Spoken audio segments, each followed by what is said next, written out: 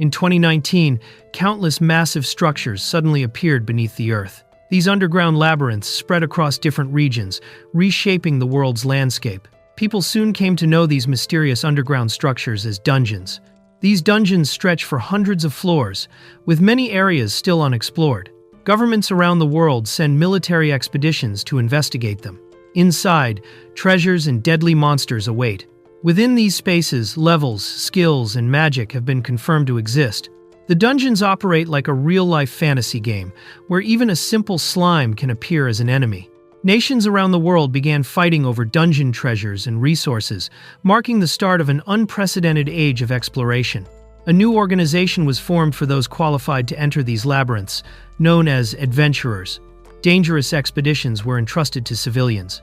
By 2024, Japan enacted a dungeon law, officially allowing the public to enter dungeons and ushering in a new era. In 2028, a high school student named Takagi Kaido explores the first floor of a nearby dungeon. Though still inexperienced and little more than a beginner, he moves carefully through the stone corridors, making sure the monsters do not notice him. Even so, he considers himself a proper adventurer, determined to push a little further each time. Kaido spots a slime creeping toward him and waits for the right moment. As it moves closer, he quickly pulls out a can and sprays it. The anti-slime bug spray hits directly, stopping the monster in its tracks. For 800 yen, the simple tool proves to be an effective and affordable way to deal with low-level threats. After learning that slimes are weak to bug spray, Kaido no longer sees them as real threats. He calmly sprays another one, watching it shrink and collapse without resistance. But the moment he relaxes, the dungeon reacts. Traps suddenly activate, blades swinging from the walls and ceiling, forcing him to dodge as the corridor turns deadly. Kaido barely avoids the swinging blades as they tear through the corridor, forcing him to throw himself forward to survive. Once the traps settle, the defeated slime dissolves, leaving behind a small drop item. Exhausted, he crawls over and picks it up. After 3 hours inside the dungeon, he has managed to collect only 3 pieces, but he refuses to leave them behind. The small stones he collects are called magic shards, known as the monster's hearts. They can be sold at the expedition office, but since slimes are weak and common, each shard is worth only about 500 yen. Sitting against the dungeon wall, he realizes a normal part-time job might pay better. Suddenly, faint lights begin to flicker around him, and he notices a strange sound echoing through the corridor.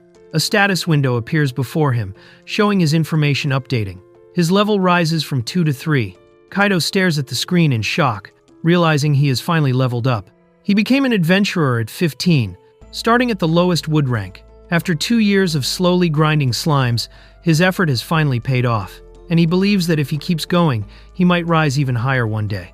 The Adventurers Association established a clear ranking system based on achievements. The hierarchy rises from wood at the bottom through stone, iron, bronze, silver, gold, platinum, and mithril, with orichalcum at the top. Adventurers receive licenses and can earn income by clearing dungeons. Hearing about the highest rank, Kaido imagines reaching orichalcum one day. Standing alone in the dungeon corridor, he quietly makes up his mind to aim higher. Kaido decides to challenge the second floor and heads down the stone stairs. After researching and preparing carefully, he equips a cheap wooden sword worth 1,500 yen. The next floor is said to be filled with goblins and other humanoid monsters, making it far more dangerous than the first. As soon as he steps onto the second floor, Kaido encounters 2 goblins. They crouch in the corridor, grinning and watching him closely. Facing 2 enemies this early, he tightens his grip on his wooden sword, realizing the real challenge has begun. Surrounded by 2 goblins, Kaido hesitates, knowing he can still retreat up the stairs if needed. Fighting them alone feels risky. As he looks around, he notices piles of trash scattered across the floor, backpacks, equipment, and clothes left behind by other adventurers. The goblins behave strangely, casually smoking and chewing gum, making the situation even more unsettling. Kaido realizes the 2 goblins are likely camping near the entrance to ambush and rob inexperienced adventurers. Understanding that running away would only make things worse, he steadies his grip on his sword. Determined to fight back, he decides this battle will mark the true beginning of his journey as an adventurer. Before he can react, 1 goblin strikes him from behind, slamming him into the ground. The second grabs his hair and forces his face down, overpowering him with ease. Kaido quickly realizes that goblins are far stronger than he expected, and the fight is already turning against him. The goblins overpower Kaido, beating him down and tearing at his belongings. His wooden sword is easily taken from him. As they fight over the loot, they begin arguing and attacking each other instead. Curled up on the floor, Kaido realizes the goblins are distracted by infighting, giving him a small chance to recover. Bruised and shaken, Kaido desperately crawls up the stairs to escape. He realizes he had completely underestimated the lower floors. Goblins are not weak, disposable enemies like in fantasy stories. He truly thought he was going to die. Barely surviving, he makes his way back toward the Adventurer Expedition Center. The Adventurer Expedition Center, also known as the Dungeon Guild, serves as a base where adventurers post and accept jobs. It functions as a hub for forming parties, gathering dungeon information, and handling everything related to dungeon activity. There are even markets where magic shards can be sold. Within this busy center, adventurers talk about their progress and rising ranks as they prepare for their next challenges. At the guild, Kaido overhears other adventurers talking about their progress. One boasts about reaching the 4th floor and hints that he could not have made it to the 5th without his partner. The group jokes around, implying that forming a party, especially with girls, has its advantages. Listening quietly, Kaido watches the exchange, aware that many adventurers rely on teamwork to climb higher. The group notices Kaido sitting nearby, injured and wrapped in bandages. From a distance, they assume he must have survived some intense battle deep in the dungeon. When they approach him, curious about his story, the truth becomes clear. He is just a beginner who got beaten on the 2nd floor and barely managed to escape alive. The others talk about goblins having both intelligence and strength, saying it should have been obvious. Some even imagine he must be strong enough to handle deeper floors. But Kaido knows the truth. He is only wood rank, far from gold rank adventurers who challenge the 20th or even 30th floors. When they hint at asking him for help on the 5th floor, he immediately shuts down the idea. As a high school beginner, he knows there is no way he could manage something like that. When someone calls out his number, Kaido quickly answers and uses the moment to leave the conversation. As he walks away, he thinks about how the others enjoy forming parties while he has spent the last 2 years going solo. He tells himself he is not jealous, even as the thought lingers in his mind. Kaido decides to quickly sell his magic shards and head home, still feeling shaken from the dungeon. At the counter, he is greeted by Miss Hitsugaya, a staff member of the Adventurer Expedition Center. She notes that he seems to have had a rough time and thanks him for returning safely and submitting his report. Trying to brush it off, Kaido downplays what happened, though the encounter clearly left an impact on him. Miss Hitsugaya warns him that even the upper floors can be dangerous, especially for someone going alone. She advises him to stop trying to solo and consider forming a group. Kaido, distracted by her beauty, listens quietly as she explains that using companions or summoned beings is different, but true solo expeditions are risky. He admits that there is no one he really connects with, telling himself that all solo adventurers say the same thing, even as the loneliness lingers. Miss Hitsugaya explains that rare cards can sometimes drop from monsters, though the chances are extremely low. With these cards, adventurers can summon servants while inside a dungeon. Very little is known about them, and only a handful have ever been confirmed. Some are even special god rarity cards capable of summoning beings like angels or dragons, with summons varying from weak goblins to powerful creatures. If one were ever sold at auction, it could be worth around 1 billion yen, though none have actually been sold so far. Kaido receives 3,050 yen as payment for the magic shards he collected. It represents a month of grinding slimes, and he realizes that aiming for a high-rank servant card is still just a distant dream. With the small reward in hand, he prepares to leave and says he will return after gathering more shards. Miss Hitsugaya watches him go, quietly waiting for his next visit. Miss Hitsugaya gently tells Kaido not to get discouraged and reminds him that it is fine to move at his own pace. Hearing her encouragement, he becomes flustered and quickly leaves the guild. As he steps outside, someone calls out to him, asking to talk, catching his attention just as he tries to walk away. That night, Kaido lies in bed, researching dungeon information on his phone. He learns that most monsters have a low drop rate of around 1 to 3%, and slimes rarely drop anything at all. Major drops can include potions, equipment, rare metals, magic orbs that allow the use of skills, and special items that increase ability points. Searching online, Kaido finds almost no information about high-rarity servant cards beyond what he was told. Rare items drop infrequently, and servant cards are even harder to obtain. Lying in bed, he imagines how amazing it would be to summon something powerful like a red dragon, though he has no interest in a goblin servant. He quickly pushes the thought aside, reminding himself to focus on recovering first, and decides to get some sleep. 3 months later, Kaido returns to the dungeon. A slime hops through the corridor, and he calmly waits for the right moment. Without hesitation, he sprays it down with bug spray, taking it out efficiently as part of his routine training. Now fully healed, Kaido calmly defeats another slime and counts it as his second of the day. He decides to steadily grind on the first floor, focusing on consistency rather than rushing ahead. Determined not to repeat his past mistakes, he moves forward carefully, refusing to be careless again. As Kaido watches, a slime suddenly changes. It grows small legs and begins walking on its own.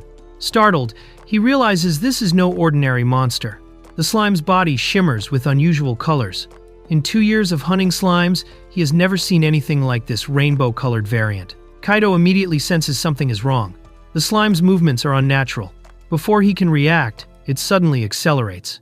Its speed far exceeds that of normal slimes. In an instant, multiple figures blur around him, forcing him to stumble back as the strange slime darts past at incredible speed. The rainbow slime slams into Kaido before he can react, knocking him off balance. He tries to spray it, but its speed makes it impossible to land a hit. It darts around him, striking again and again. Realizing brute force will not work, he understands that even stopping its movement for a single second would be enough to turn the fight around. The slime's movements become a chaotic blur, crisscrossing the corridor faster than Kaido can follow. He struggles to keep up, barely blocking another hit as panic sets in. If this continues, he knows he will lose. Refusing to give in, he clenches the bug spray tightly, determined not to be defeated. Cornered in the narrow corridor, Kaido unleashes bug spray in all directions, creating a swirling cloud that fills the hall. With nowhere left to run, the rainbow slime is forced straight into the mist. Seizing the moment, Kaido realizes his gamble worked. The hit finally lands. The attack works, but Kaido ends up coughing and choking on the thick spray cloud himself. Even so, he celebrates, knowing he finally stopped the slime. As the smoke clears, something unusual appears where the monster vanished. It is not a magic shard, but a mysterious drop item in the shape of a card. Kaido stares at the card in disbelief. Slimes are not supposed to drop items like this. The artwork shows an angelic figure named Sylphie, written in unfamiliar script that he can barely read. A sudden feeling hits him this might be a god-class servant card. Realizing the card might be worth 1 billion yen, Kaido completely loses his composure and bursts into a loud scream. He dashes wildly across the first floor, drawing confused looks from nearby adventurers as reports of a strange shouting figure quickly spread through the guild. Before long, he arrives at the first floor altar hall, still overwhelmed by the unbelievable discovery in his hands. At the altar hall, Kaido forces himself to calm down, reminding himself it is too early to celebrate without confirming the card's rarity. He considers getting it appraised at the guild, but quickly realizes the danger. If word gets out that he has an S-rare card, it could attract serious trouble. Lying back, he understands the reality he might be carrying something worth 1 billion yen. After checking the card's details, Kaido confirms it. Sylphie is a Valkyrie, a demigod from Norse legend, and clearly a god-class servant. Staring at her image, he finds himself imagining her as a calm and beautiful older sister type, just like the kind of sibling he once wished for as a child. He realizes that if he summons her, Sylphie will become his servant. Kaido remembers that if he wants the 1 billion yen, he must sell the card without summoning it. Once used, it will instantly lose its market value and bind to the summoner. He hesitates, weighing the choice between immense money and the powerful servant before him. After a brief pause, he makes his decision and raises the card. He chooses Sylphie and prepares to summon. Kaido reminds himself why he became an adventurer not for money, but to witness the mysteries of the dungeons. With resolve, he activates the summoning circle and calls Sylphie's name while holding the card. But when nothing happens, he pauses in confusion, realizing something about the summoning might be off. A massive presence suddenly manifests, dwarfing Kaido and filling the chamber. Shocked by the sheer size, he braces himself. In the next instant, the enormous figure vanishes without warning. Left staring at the empty space, Kaido can only wonder where it went. Kaido looks around in confusion when a tiny winged girl appears beside him. Thinking she might have seen the woman he summoned, he asks if she noticed a tall, beautiful figure floating nearby. The small girl casually explains that the servant he summoned is actually a young woman, and that her size is simply different from what he expected. A clear voice echoes in Kaido's mind as the summoned figure finally appears before him. The winged girl introduces herself as Sylphie and confirms that she has answered his call. With calm dignity, the Valkyrie declares that she will serve him faithfully and do everything she can to be useful. Seeing her up close, Kaido realizes Sylphie looks like a much younger version of the elegant woman on the card. Despite her small size, her tiny wings and presence make it clear she is no ordinary human. The more he thinks about it, the more convinced he becomes that she truly is a rare S-class servant. Reality hits Kaido hard. This is not the servant he imagined when he gave up a potential billion yen. Overwhelmed, he collapses in frustration, realizing he should have thought more carefully before using the card. The weight of what he traded away sinks in as regret starts to creep in.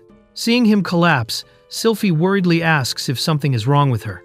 Kaido quickly plays it off, joking that he is just suffering from a sudden billion yen illness, and tells her not to worry. Taking his condition seriously, Sylphie gently declares that from now on, she will handle the fighting herself to protect her master. Kaido notices how sincerely Sylphie cares about him and feels his frustration start to fade. When she worries about another billion yen episode, he reassures her that he is fine and that her presence already helped. In the end, he accepts his choice, deciding that his dream and Sylphie matter more to him than the money he gave up. Kaido formally introduces himself and kneels to greet Sylphie, thanking her for answering his call. Flustered, Sylphie quickly tells him there is no need to be so formal and insists he should not kneel before her. Still, she faithfully accepts her role and assures him he can leave the fighting to her. Walking through the first floor, Sylphie leads the way, saying she can sense a monster ahead. Kaido notes that when he explored alone, he usually encountered only one slime per hour, the normal efficiency for this floor. With Sylphie's presence, however, the search already feels far more precise and promising. Kaido begins planning a new dungeon strategy, realizing that with Sylphie's enemy detection, his hunting efficiency could rise dramatically. Checking her status, he focuses on what surprises him most. Even at level 1, Sylphie's battle points reach an incredible 170, far beyond what he expected from a low-level servant. Kaido reviews the importance of battle points for dungeon exploration and compares their stats. At level 3, he only has 10 BP, highlighting the massive gap between them.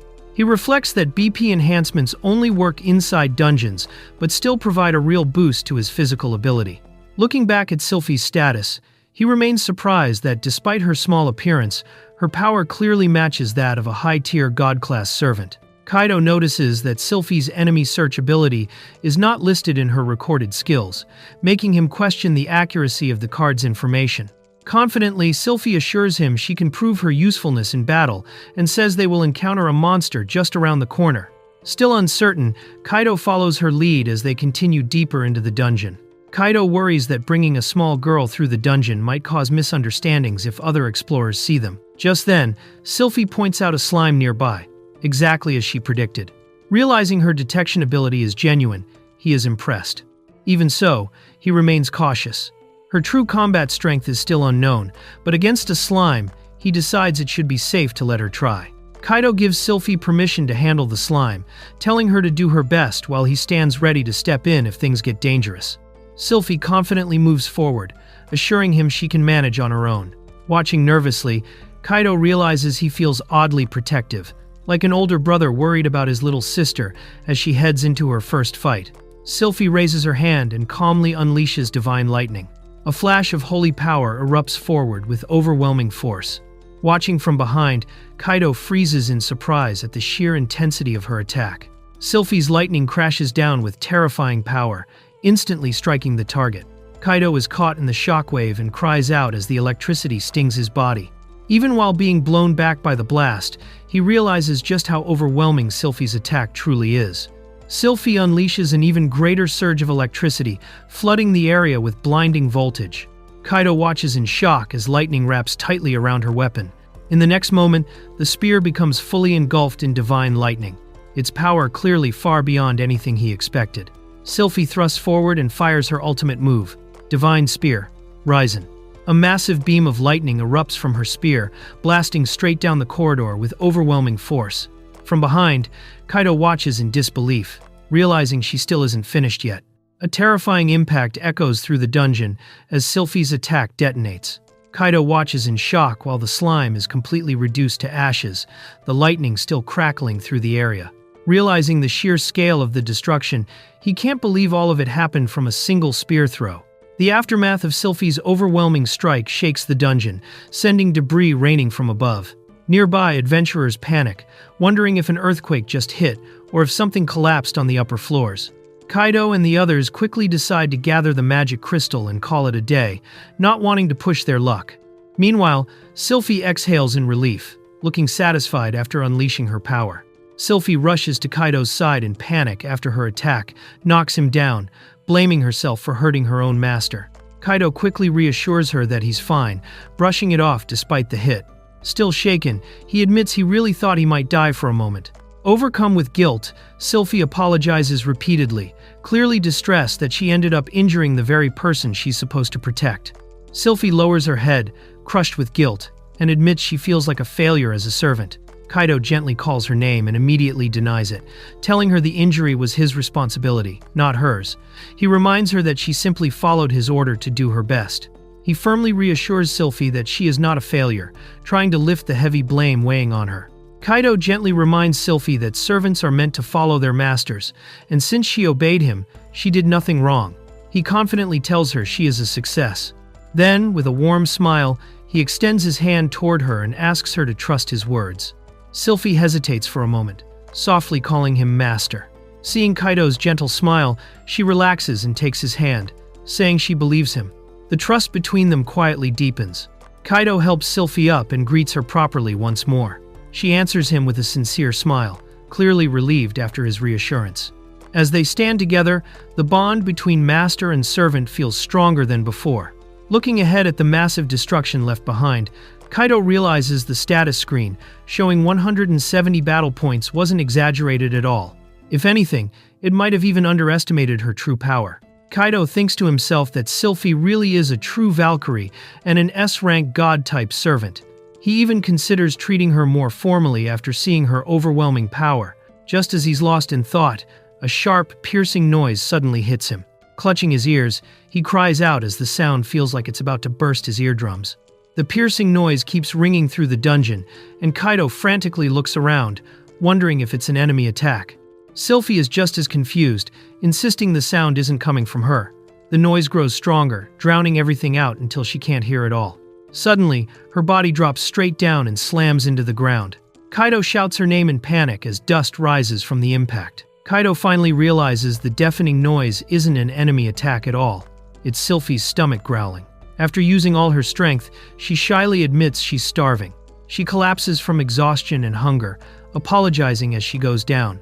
Meanwhile, the other explorers, still shaken from the quake and the strange noise, mistake it for an emergency alarm and rush to evacuate in panic, spreading chaos throughout the first floor. A few months later, Kaido is calmly exploring the first floor with Sylphie. He's learned that when her MP drops, she gets hungry. Feeding her magic crystals restores her energy and keeps her satisfied. After overusing her power on the first day and passing out, she now happily snacks on crystals, cheerfully saying she feels alive again as they continue their dungeon routine together. As they walk through the corridor, Kaido remembers something important. When a servant's HP reaches 0, the card loses its effect, and they can no longer be summoned. Thinking about that, he decides not to push Sylphie too hard. No matter how strong she is, she collapses when she runs out of energy, so she's not invincible. Sylphie senses an enemy ahead and alerts him. Trusting her search ability, Kaido steps aside and tells her to handle it, confident in her power, but careful not to overwork her. With Sylphie's help, Kaido's hunting efficiency improves dramatically. His old pace of finding 1 slime per hour rises to around 5 on average. After 2 years of hunting alone, his motivation to explore grows stronger now that she can sense enemies ahead and guide him. But more than the increased income or efficiency, Kaido realizes the greatest change is how much more enjoyable the dungeon feels when he has someone beside him to talk to. Kaido walks ahead, quietly thinking that he has nothing but gratitude for Sylphie. When she asks what's wrong, he brushes it off and tells her it's nothing. He then proudly shows her the pile of crystals they've collected, pointing out that they earned that much in just 3 months. Excited, he tells her they even defeated 8 slimes in a single hour, breaking his personal record. Sylphie looks at the pile in surprise as he celebrates their progress. Kaido teases Sylphie, jokingly asking how they should split the crystals, assuring her he'll give her plenty to eat. Sylphie smiles and gently refuses, saying she only needs enough to keep going. She reminds him those crystals were earned by him risking his life. She insists she's a Valkyrie, and if she can't fully contribute in battle, she doesn't deserve a share. Kaido quickly shuts that down, telling her he only earned that much because she guided him to the enemies. He refuses to let her hold back, and makes it clear they achieved it together. Kaido realizes there's a reason he avoids letting Sylphie fight slimes. Servants have their own conditions, and that worries him. After observing her power, he learns that divine lightning can be adjusted. Lower output reduces MP consumption, allowing around 9 low-power shots, or 3 full-power ones before she runs out. However, even at minimum output, slimes still turn to ashes. One shot consumes about the same MP as the value of a slime's magic crystal, meaning they gain nothing if she defeats them. In short, letting Sylphie handle slimes wastes resources, which makes managing exploration costs an important issue. Kaido decides to keep Sylphie on search duty while he finishes slimes himself with bug spray. She can fight without skills, but using her abilities wastes resources. He also doesn't want to force her into situations where she'd be a burden. While thinking through these problems, he suddenly levels up and gains a new skill, Slime Slayer. The skill boosts all his stats by 50% when fighting slimes, granted to those who've pushed themselves to the limit against them. With over 3,000 slimes defeated, it finally activates. Seeing his updated status, Sylphie happily congratulates him, excited that slime hunting will now become much smoother. Kaido studies his new skill and mutters that it's strange he's already level 4. After thinking it over, he tells Sylphie they'll call it a day earlier than usual. She looks confused, but he explains they should prepare properly for tomorrow. The next day, with a determined smile, Kaido calls Sylphie to follow him, clearly planning something new. Sylphie appears through the summoning circle once more, landing lightly before Kaido. She bows politely and thanks him for summoning her again, promising to do her best today. Kaido admits he always feels a bit excited when he summons her, wondering if she'll appear in her full Valkyrie form. This time, she rises in a radiant transformation, her armor manifesting around her as she floats with divine presence, fully prepared for battle. Sylphie is surprised when she sees Kaido carrying a large shield, but she quickly praises him, saying he looks amazing. Kaido explains he bought new equipment within his budget after calculating their earnings. 1,000 slime crystals over 3 months brought in 500,000 yen, minus expenses for bug spray and gear. After purchasing a wooden sword and a steel shield, he still has funds left. With the new equipment, they can hunt more safely. Then Kaido reveals the real reason today. They won't be fighting slimes. Kaido decides it's finally time to move on to the second floor. Carrying his new shield, he heads up the stairs with Sylphie. Sylphie is excited since it's her first time going beyond the first floor, while Kaido stays cautious. Even so, he knows they can't keep hunting slimes forever. As they climb, a quiet warning in his mind tells him to be careful, especially about running into goblins again. Kaido asks Sylphie to watch his back again today, and she agrees without hesitation. He knows Sylphie could easily dominate the deeper floors, but before relying on her power, he feels he has to overcome the goblins himself. Determined, he steels his resolve as they step forward. The atmosphere is already heavier, and Sylphie notices the second floor feels darker than the first. When they reach the area where Kaido was once beaten by goblins, the piles of trash look just the same, maybe even worse. The memories hit him hard. His legs start trembling as flashbacks resurface.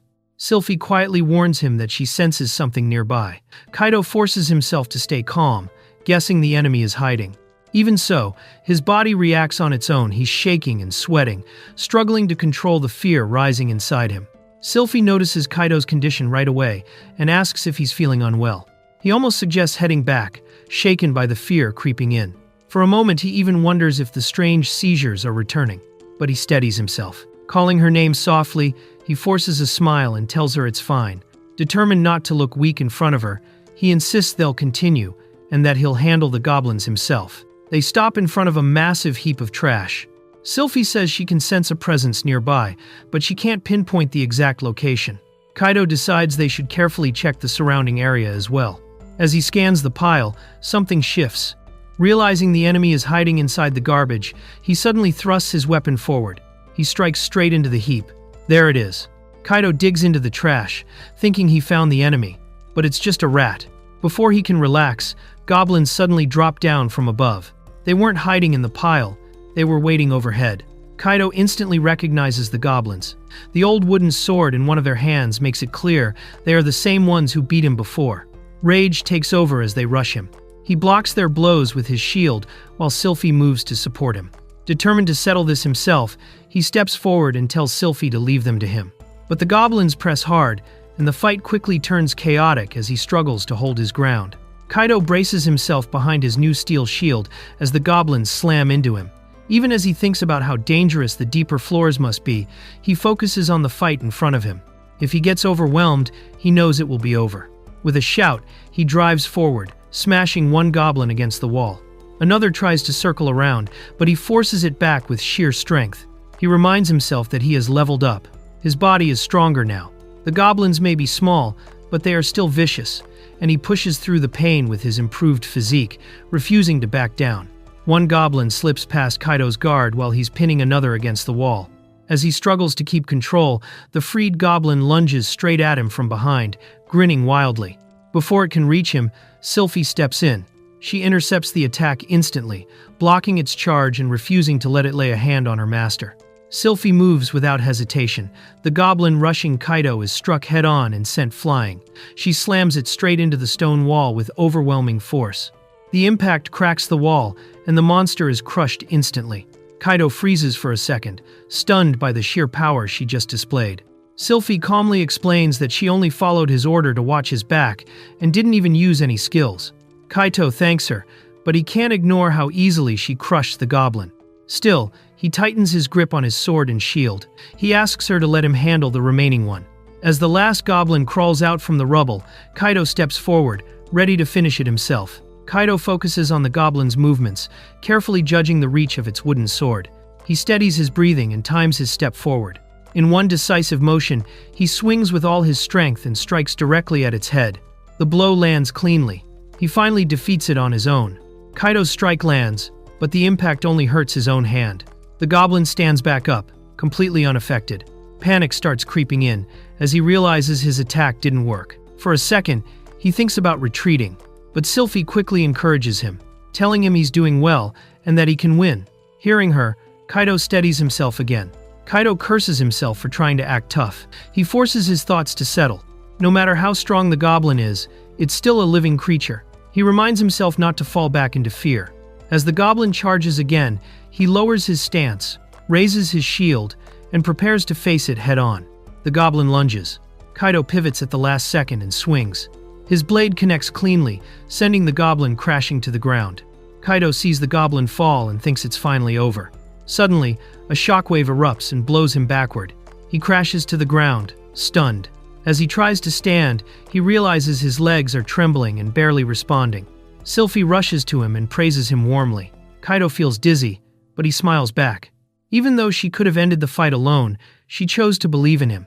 Lying on the ground, he starts thinking how lucky he is to have her by his side. Kaido dashes forward with his shield raised and cuts down another goblin in a swift strike. The monster drops instantly. He exhales and counts quietly. That makes 4 defeated. Kaido looks at the fallen goblin and realizes how far he's come. Fighting them one at a time is no longer overwhelming. Sylphie rushes over and hugs him, praising him excitedly. He awkwardly assures her he won't collapse again and tells her she doesn't need to cling to him after every fight. Kaido proudly shows that he can move his legs just fine after the fight. He explains that he even gained a temporary anti-goblin skill, boosting his stats while fighting them. After struggling for 2 years against slimes, he suddenly reached level 9 upon exploring the second floor. Now, with both Slime Slayer and Goblin Slayer active, he stands as a dual skill wielder, ready to take on more enemies. Sylphie admits she feels lonely as Kaido keeps getting stronger and asks to fight beside him. He reassures her that her time to shine will come soon. Once he reaches level 10, they'll move to the next floor, where stronger monsters await. Deep down, he knows the truth. Sylphie is already overwhelming. As an estimated S-rank Valkyrie servant, she could wipe out an entire goblin army on her own if she wanted. Kaido reminds himself that if he relies too much on Sylphie's overwhelming power, he won't grow. As just a background character, he needs to train steadily and push himself. While he practices his movements, Sylphie suddenly senses enemies nearby. They're approaching fast. Kaido tightens his grip and prepares to face them. A skeletal figure steps out from the darkness. Kaido instinctively thinks he can handle it if it's just another goblin, but it's not. The creature rattles forward, its hollow eyes fixed on them. This enemy is something completely different. The scene shifts to Kaido's school. Students fill the hallways and classrooms as normal life goes on. Two of his classmates approach him, Uyama Shinji and Mizutani Hayato. They casually ask if he's still spending his time in dungeons. At school, his classmates tease him, asking if another slime sent him to the hospital. Kaido calmly replies that he's moved on from slimes and is now hunting goblins on the second floor. They're surprised, thinking he finally got revenge. But Kaido can't forget what really happened. He encountered a skeleton and even fainted, leaving Sylphie to handle it. His classmates joke that spending all his time in dungeons won't make him popular or help him get a girlfriend. They tell him to keep exploration in moderation. Kaido thinks it sounds rude, but that's just how they talk. He pushes back lightly, and the three end up laughing it off like usual. Kaido's attention drifts to a group of girls chatting nearby. One of them, Katsuragi, stands out immediately. He stares, thinking she looks like an angel today too. His friends notice right away and tease him, knowing exactly what's on his mind. His friends tease him, asking if he and Katsuragi were childhood friends. Kaido shrugs it off, but memories surface. Back then, he and Haruka used to run around together, laughing without a care. Somewhere along the way, things changed. He started feeling strangely nervous around her, and without realizing it, he created distance between them. Kaido's friend casually mentions that Katsuragi was looking at him while he was asleep in class. He panics, demanding to know why no one told him sooner. They add that she looked bothered, almost annoyed, after noticing all his bandages. Kaido starts overthinking, wondering if she hates him now. His friends brush it off, reminding him that she's popular, and probably just concerned about how reckless he's been. His friend almost calls Katsuragi over, but Kaido panics and stops him. He notices she keeps glancing his way, and it only makes him more nervous. Deep down, he's already decided that he'll confess to her once he reaches the second floor. For now, he tells himself he'll improve both his dungeon progress and his private life step by step. He sets a clear goal. He'll confess when he makes it to the 10th floor.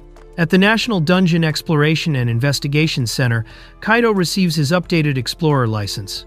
With his BP reaching 20, he's officially promoted from Wood rank to Stone rank. Now at level 9, his stats show clear growth. Holding his new license, he quietly thinks that maybe things are finally starting to go his way.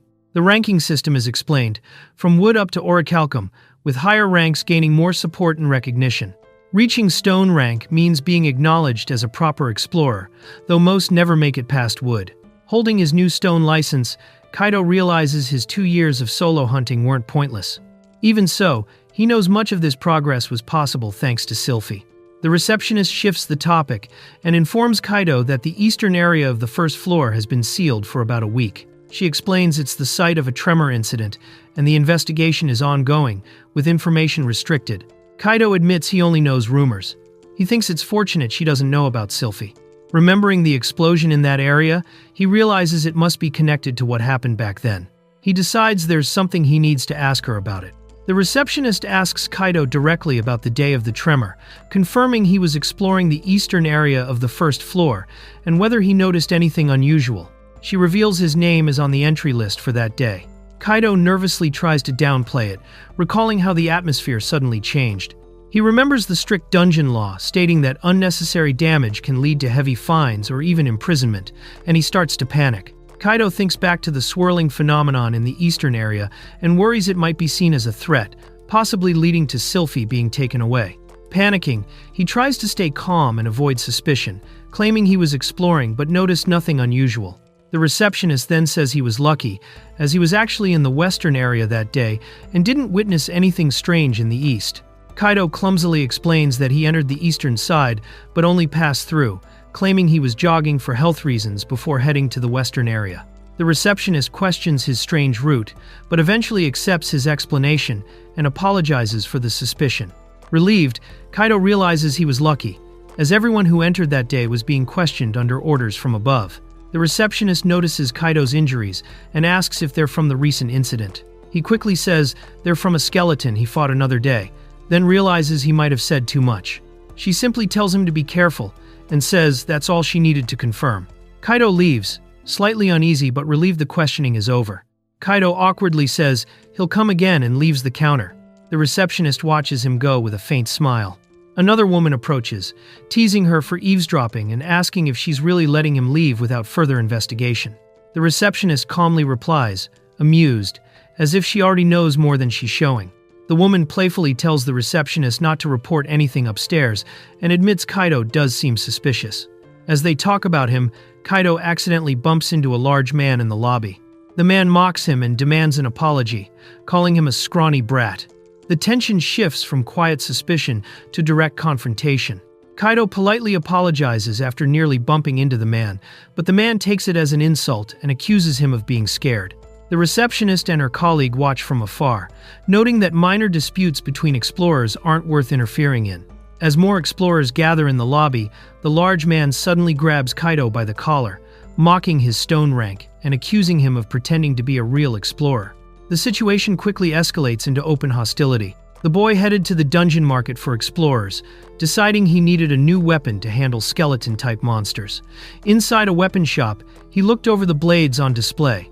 The shopkeeper, noticing his presence and lively nature, recognized that he had likely been involved in another scuffle with someone of the same rank. The shop owner observed the boy closely and concluded that he lacked physical strength, relying too much on technique instead of raw power. The boy felt embarrassed by this assessment. The owner, a former and once famous explorer, now ran the weapon shop in the dungeon market. Noting the boy's weakness, he implied that building muscle would be necessary to avoid being looked down on again. While the boy shopped, the owner continued giving blunt advice. He explained that reaching a higher rank required training outside the dungeon and improving weak physical stats.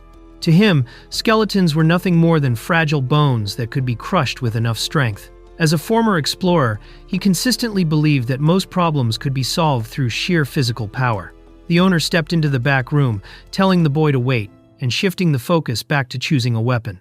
Left alone, the boy worried about his limited budget of 200,000 yen and feared being shown something far too expensive. When the owner returned, he presented low-grade potions commonly used during exploration, each priced at 100,000 yen.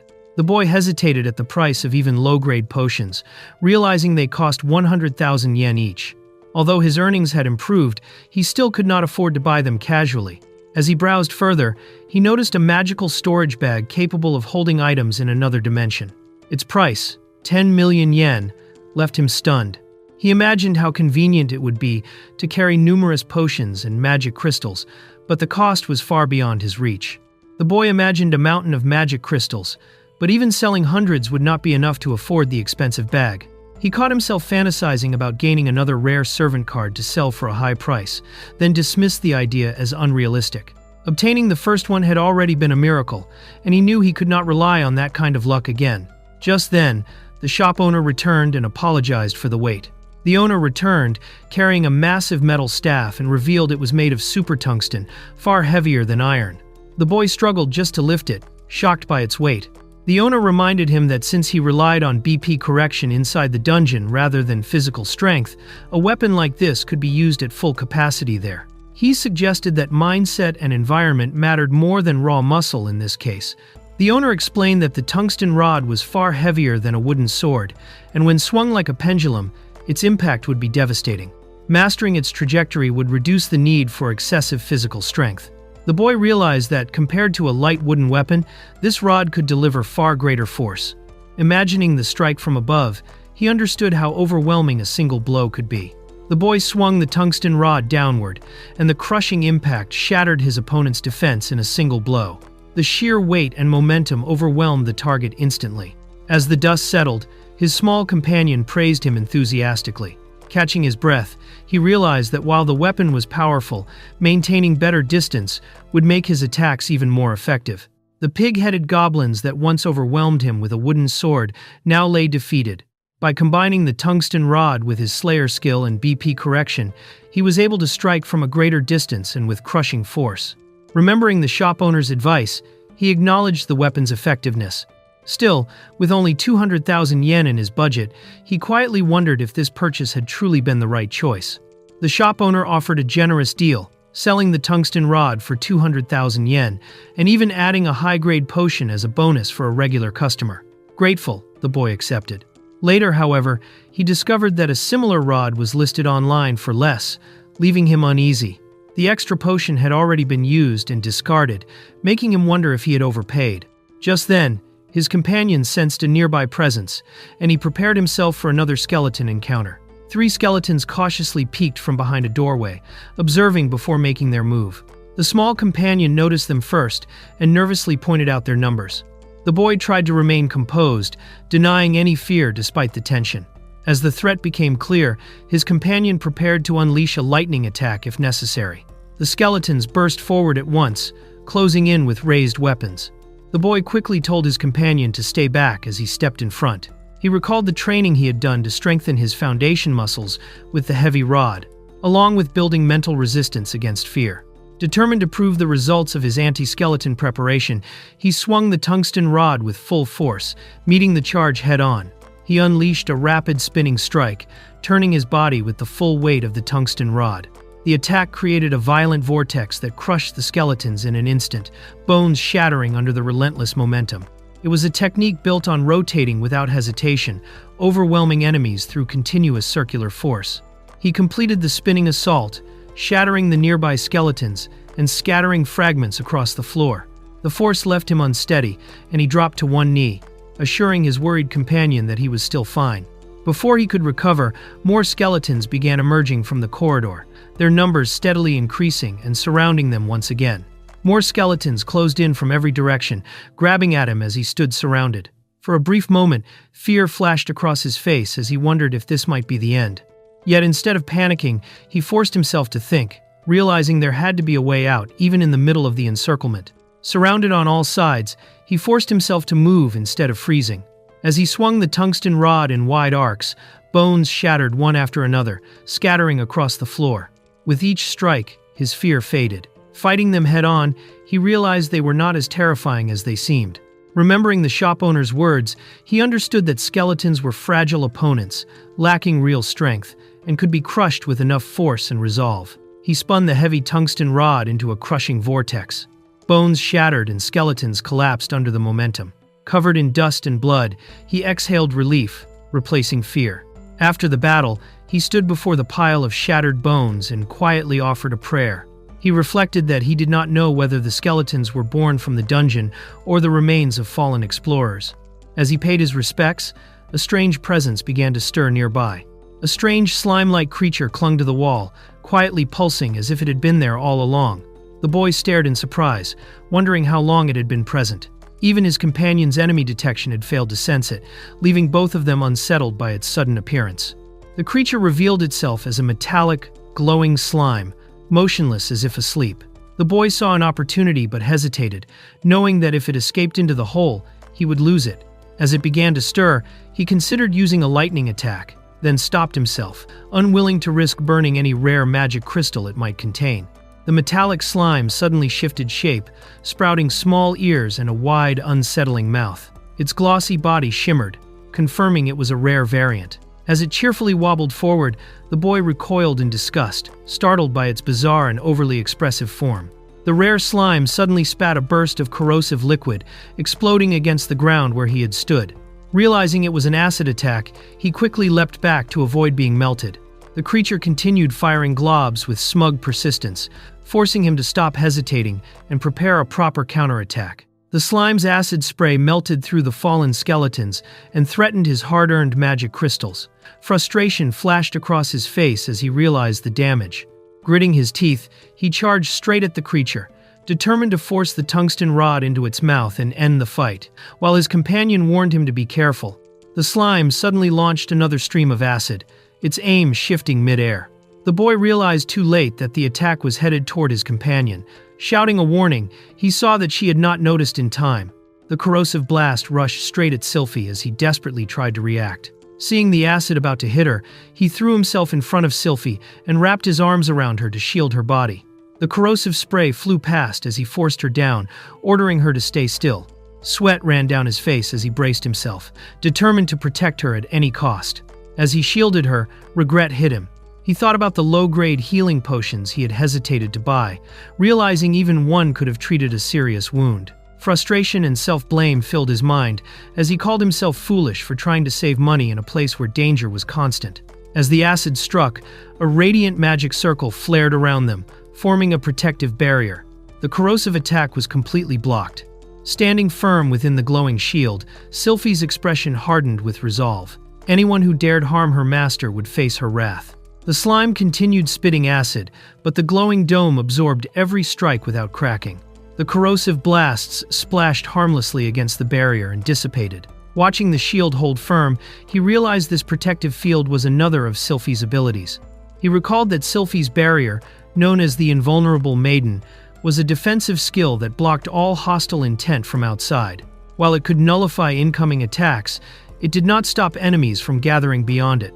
As multiple slimes multiplied around them, he activated his Slayer skill and struck through the barrier, targeting them from within its protection. He realized the barrier allowed attacks from inside, making it ideal for countering enemies at range. A long-distance weapon would be far more effective in this situation, but with limited savings and equipment still needing upgrades, it was not realistic. As he considered his options, he noticed Sylphie trembling beside him, the strain of maintaining the barrier beginning to show. The barrier faded as Sylphie dropped to her hands and knees, struggling to breathe. He realized maintaining the skill required her to hold her breath, straining her like a human would be. Though she insisted she could endure anything to protect him, he saw the toll it was taking. Calmly, he told her not to push herself beyond her limits, even if her devotion moved him. He gently held her hand and told her that they should continue exploring together, not at the cost of her sacrificing herself. A servant did not need to endanger her life to prove loyalty. She admitted that staying by his side was what she wanted most, and he promised to remember that. Reviewing the details of her Invulnerable Maiden skill, he noted that it consumed little MP, but rendered the user immobile while active. Understanding its limits, he began thinking more carefully about how to use it effectively in future battles. Curious about the limits of her defense, he asked how much damage the barrier could withstand. Sylphie admitted she was unsure, as it had never been broken before. She then explained that as long as she held her breath, Invulnerable Maiden remained undefeated. To test its strength, they stood within the glowing dome as enemies gathered outside, pressing against the seemingly impenetrable shield. The slime's acid splashed harmlessly against the dome, proving the barrier could even withstand its strongest attacks. Trusting Sylphie's confidence, he accepted that the defense was reliable. Still, it would only last as long as she could hold her breath. Determined not to prolong the strain, he prepared to end the fight quickly and told her to endure just a little longer. From inside the barrier, he hurled the tungsten rod at the slime, hoping his Slayer skill would finish it. The creature dodged, and the weapon crashed away from reach. Panic surged as he realized he had spent 200,000 yen on that rod, and now could not retrieve it. The slime kept its distance, aware of his intentions. Without jumping gear or proper equipment, striking its position became far more difficult, forcing him to rethink his approach quickly. Sylphie continued maintaining Invulnerable Maiden, though several seconds had already passed. He considered ordering her to use Divine Lightning to end the fight instantly, but destroying the slime outright would likely erase the rare item it carried. Even in the middle of danger, he hesitated over the loss. Realizing the strain on her and the risk of delay, he forced himself to focus and search for a better solution. He realized Sylphie had improved her control and could slightly adjust her power output, though she still consumed magic crystals regularly. Believing they could manage, he devised a plan. He told her to deactivate Invulnerable Maiden at his signal, and then use a weaker Divine Lightning strike. As he searched his bag, he remembered something useful. The slime would likely attack the moment the shield dropped, but Sylphie assured him she could block its acid once with her smaller shield, giving him a brief opening. He pulled out a can of fermented deep-sea fish, infamous for its unbearable stench. Remembering how the smell once repelled a slime, he decided it was worth trying again. Unsure whether slimes even relied on scent, he formed a quick plan. Rather than throwing it directly, he would toss it into the hole to block the creature's escape route and force it out. Apologizing to Sylphie for the smell, he prepared to use the foul can as his unexpected weapon. With no time to hesitate, he ripped open the can. Acid splashed against him as he forced himself to stay calm. Gritting his teeth, he struggled with the lid, knowing he had to open it quickly before the situation spiraled out of control. The moment the can burst open, the overwhelming stench spread everywhere. He staggered back, nearly gagging as dizziness hit him harder than expected. Even Sylphie struggled with the smell. Meanwhile, the slime hesitated and sniffed cautiously, then began retreating toward its hole. Realizing it might escape, he forced himself to endure the odor before losing his chance. Instead of being repelled, the slime eagerly absorbed the foul liquid, its body quivering with delight. The can rolled uselessly on the floor as the creature seemed to savor the stench. Watching in disbelief, he realized the plan had completely backfired. The slime actually enjoyed it. Realizing the slime was distracted by the foul food, he quickly pulled out a bottle and prepared his next move. As the creature greedily devoured the contents on the floor, he aimed carefully. Exploiting its gluttony, he launched his attack at close range, declaring its appetite would be its downfall. The slime collapsed into a quivering heap, its body stiff and unable to move after being doused with the superbug spray. Convinced the plan had worked, he let out a breath of relief. Seeing the threat neutralized, he quickly told Sylphie to deactivate the barrier, assuring her that everything was under control. As the slime dissolved completely, a radiant card rose from the remains, shining brightly in the air. An item drop had occurred. He stared at it in stunned silence, realizing the risky plan had paid off. He reached out in disbelief as the glowing card floated before him. The last time a rare slime had dropped a servant card, it had been a red slime with legs. Remembering that miracle, he felt the same surge of hope now. Staring at the gold-mouthed slime's drop, he realized he had been blessed with extraordinary luck once again. The card's design came into full view, revealing a dark, winged figure framed in ornate detail. His hands trembled as he realized what he was holding. Against all odds, he had obtained his second servant card. Overwhelmed with relief, he knelt and offered silent thanks for surviving. Examining the card more closely, he noticed it resembled Sylphie's, and though he could not read the strange letters, their meaning appeared clear to him. As he spoke the name written on it, light flared in response. Suddenly, Sylphie collapsed face first onto the ground. Startled, he rushed toward her, confused because he had already given the signal to cancel the barrier. Panic set in as he recalled her earlier words about holding her breath. Realizing what might have happened, fear gripped him as he knelt beside her. He frantically urged Sylphie to breathe, fearing the worst. After a tense moment, she weakly explained that she had only been holding her breath because of the overwhelming stench. Realizing the smell was the real culprit, he stared in disbelief before letting out an awkward laugh. Even a servant could be defeated by something as ordinary as a terrible odor. Relieved beyond words, he wiped away tears and smiled, grateful that she was safe. Sylphie looked back at him with quiet emotion, touched by his concern. By the end of the exploration, they had gathered 5 slime magic crystals, 3 goblin crystals, 6 skeleton crystals, and an estimated SR servant card.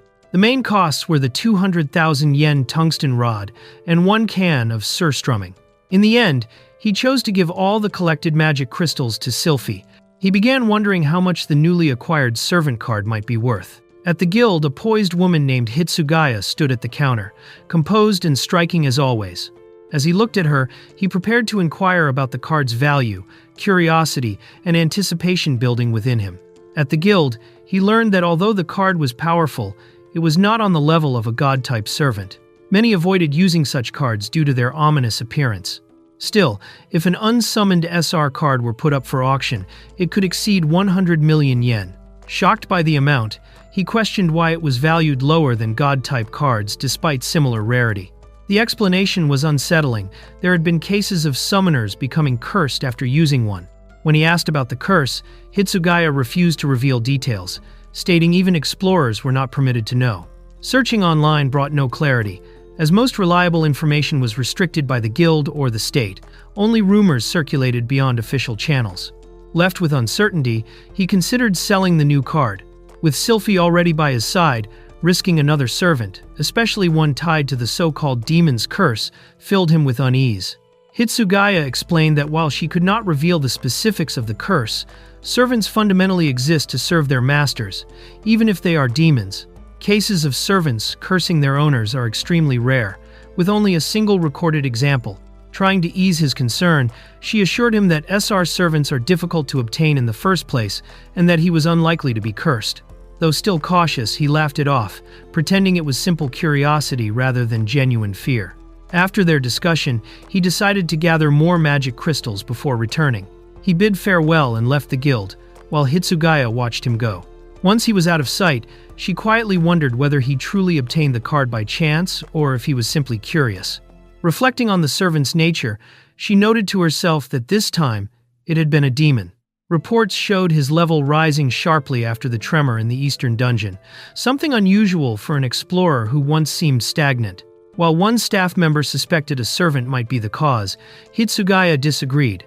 According to the investigation unit, the tremor's intensity could not have been caused by a human.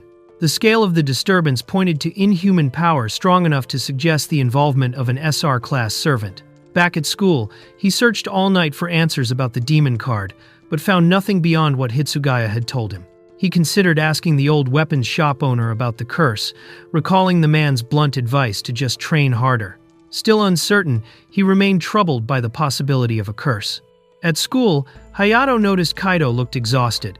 Kaido admitted he had stayed up all night studying about dungeons. Hayato easily saw through him and warned him not to push himself too hard, reminding him how he had ended up hospitalized before. Late at night, Kaido searched online for information, but found no concrete details. Frustrated, he stared at Lucilia's servant card in his hands, unable to uncover anything more about it. Kaido tried checking the card's status, but nothing appeared outside the dungeon. Fortunately, he had written the details down. Lucilia was a Viscount-ranked demon at level 1, with 70 HP, 120 MP, and 130 BP, remarkably high starting stats for a servant. Kaido realized he could sell the card for over 100 million yen and buy top-grade gear. However, if he summoned it instead, having a god-type servant on one side and a demon-type on the other, he could become something unprecedented, a divine demon summoner. Excited and unsure whether to sell or summon the card, Kaido hesitated. Suddenly, Sylphie's card began to glow. Confused, he stared at it in shock, unable to understand what was happening. A radiant light flared in the sky, and a small winged eye drifted silently through the air. At that same moment, a woman bathing alone suddenly sensed something watching her. Startled, she looked around in confusion, unable to understand where she was or what was happening as the strange presence hovered nearby. The winged eye hovered close as the woman turned, startled. Realizing who it belonged to, her expression softened. She explained she had been washing up in preparation for his summon, worried about the lingering fish smell. Then she fully revealed herself, wings spread gently behind her. It was Sylphie. Kaido suddenly found himself face to face with Sylphie in a compromising moment and panicked, flustered and apologizing as he tried to look away. In the next instant, he jolted awake in his room, confused. Realizing he was back in bed, he wondered if it had all just been a dream. The glowing card pulsed on the floor as Kaido heard Sylphie's voice calling him master. Realizing she was speaking through the card, he insisted he had not meant to peek at her bath. Sylphie calmly assured him she did not have such strange thoughts, gently addressing him once more as her voice echoed through the connection. Sylphie assured him that it was no longer bath time and felt relieved. She explained that after he left screaming, she worried something had happened to him. Watching him awkwardly hesitate, she tilted her head in confusion as he quietly admitted he had wanted to see a little more. Sylphie explained that they were in Eldogal, a realm between his world and the world of the gods. It was not the true home of all servants, but a peaceful land, isolated since ancient times. Here, time flowed differently than in his world. Sylphie confirmed that time moved differently in Eldogal. What felt long there would be only a moment in his world. She then served him tea, asking him not to think too hard about it. The drink was made by boiling high-purity magic crystals in divine water. Staring at the swirling lava-like liquid, he hesitated, unsure how to react. The winged eye explained that his presence there was like an avatar, only a body of awareness. Even if he consumed magic crystals, it would not affect his real body. Sylphie cheerfully offered sweets infused with magic crystals and encouraged him to relax. Though it felt strange, he accepted the experience, taking in the warmth of the breeze and the quiet beauty of her world. Though the world felt peaceful, Kaido noticed something dark moving in the sky, as if two beings were clashing from afar. He wondered if it could threaten this place. Sylphie remained calm, reminding him that Eldogal was a peaceful realm. Trusting her words, he reassured himself that they were safe, for now. Kaido realized he had always treated Sylphie like a little sister, but now she appeared more mature, like an older one. He couldn't ignore her gentle smile, yet being around this version of her felt strangely unsettling. He wondered which form was her true self, and felt there was so much he wanted to ask. Kaido awkwardly introduced himself properly, flustered by her presence. He recalled his first meeting with Hitsugaya, and wondered if Sylphie might see him differently now. Yet he reassured himself that she would always remain kind and gentle toward him. Even so, standing before her in this form left him embarrassed, while Sylphie softly called him Master, her expression shy. Sylphie noticed his sudden silence and grew concerned, asking if she had done something wrong or if he disliked the tea and sweets she prepared. She gently pointed out that he usually talks more, but today he seemed distant, watching him with quiet worry. Kaido realized he had once again gotten lost in his thoughts, drifting away and making Sylphie worry. He reflected on why he became an explorer in the first place. It was never about fame or power, but about changing himself. Kaido suddenly declared the tea delicious, startling Sylphie. He thanked her for always taking care of him and helping him so much. Rather than seeing her merely as a servant, he admitted he thought of her like a little sister, no, like a goddess, and felt truly grateful. Kaido admitted he wanted to grow closer to her.